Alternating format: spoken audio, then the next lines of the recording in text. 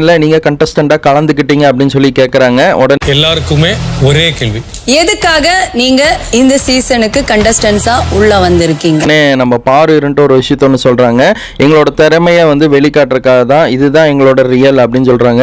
இதுதான் உங்களோட ரியலா அப்படின்னு சொல்லி ஒரு பேப்பர் ஒன்று கையில் வச்சிருக்காங்க சாண்ட்ரா அவங்க. அது அதே மாதிரி அவங்க எழுதி கொடுத்துருப்பாங்க பாருங்க பாரு அவங்க. அதை எழுதி கொடுத்துட்டு கையில் ஒருத்தவனு கேள்விக்கு மேலே கேள்வி கார்டன் ஏரியாவில் நிற்க வச்சு கேட்குறாங்க.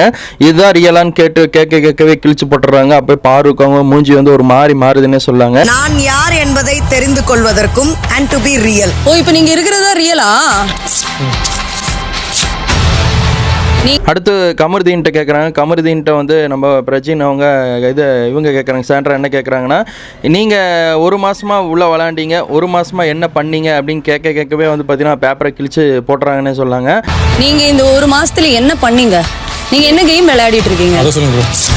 அடுத்து நம்ம அரோரா கிட்ட கேட்குறாங்க.